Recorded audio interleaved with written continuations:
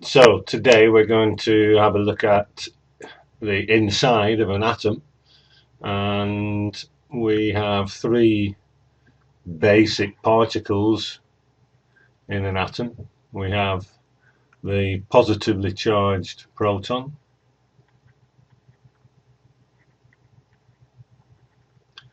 we have neutral neutron,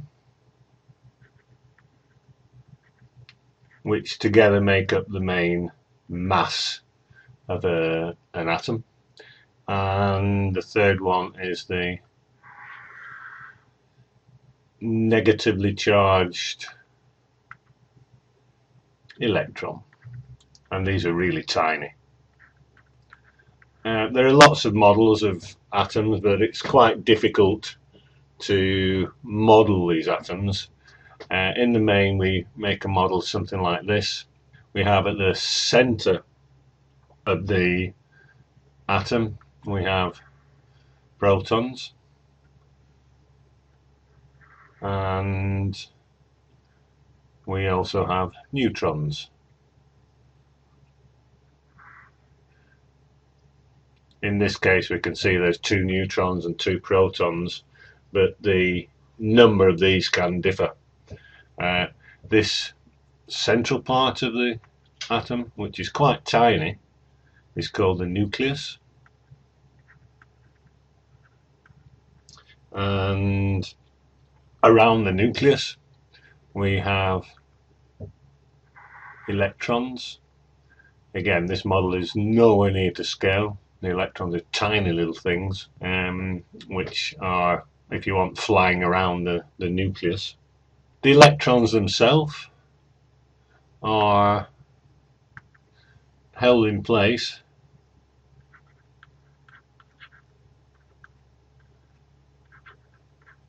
by the attraction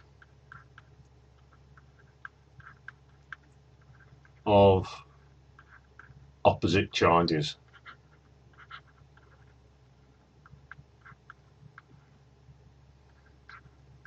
So the positive on the proton and the negative on the electron. We have a problem in the nucleus because we've got positive charges very close together, so something must be holding these together, and this is what we call strong nuclear force. And actually we're going to see later that this strong nuclear force, which of course in effect holds the nucleus together, and we exploit this or use this in nuclear power stations, and it's the energy of this strong nuclear force that we use to produce energy. If we look at this model that we have here, this has got, as you can see, two protons, two neutrons, and this would be the element. So this is an element, and in this case the element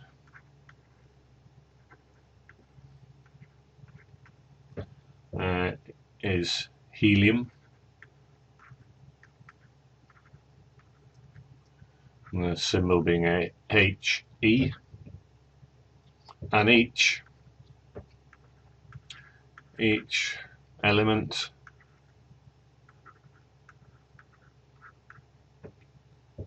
has different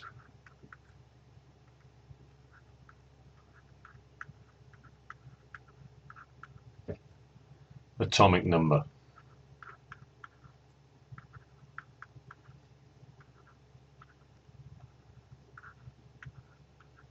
Sometimes called the proton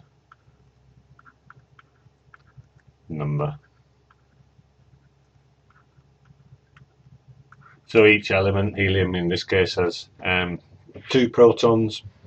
Hydrogen, on the other hand, has 1 proton, and that's really what defines an element. When we look at the nucleus, in this case here, as you can see, we've got in this element we have 2 neutrons and 2 protons. So 2 protons and 2 neutrons, and when we add this together we get the number 4, and this is what we call the mass number. This is because the protons and neutrons make up virtually all of the mass of an atom. This is sometimes called a nucleon number.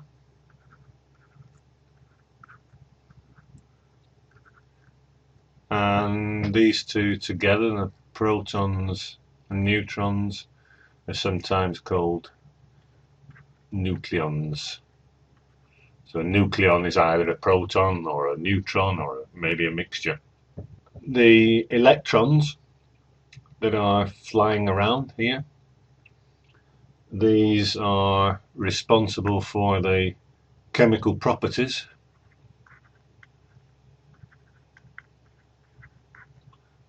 of an element, and we can often predict how an element will react just by looking at the electrons.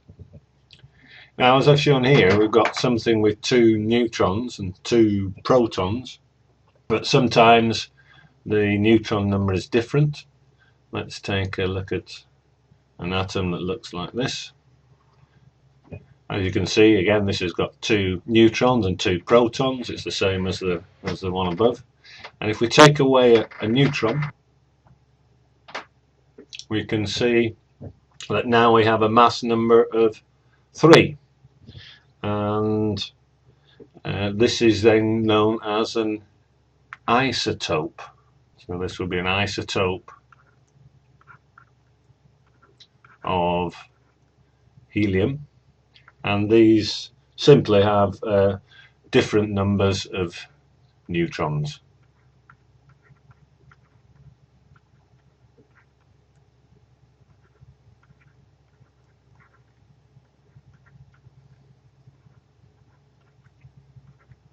As you can see in this example, there's just 1 neutron.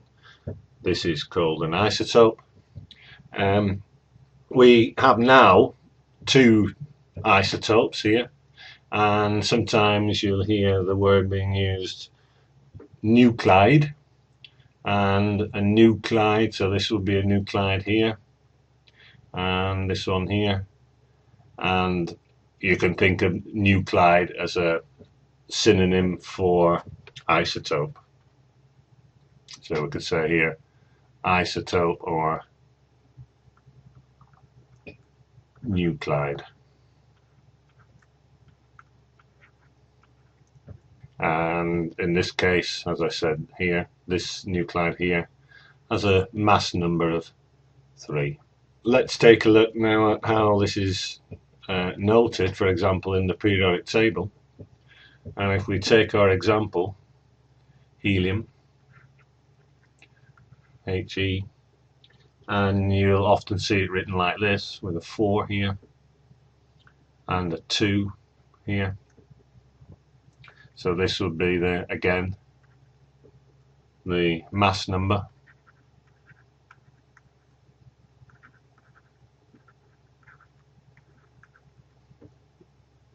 which is equal to the protons and neutrons, and sometimes we call this the nucleon number.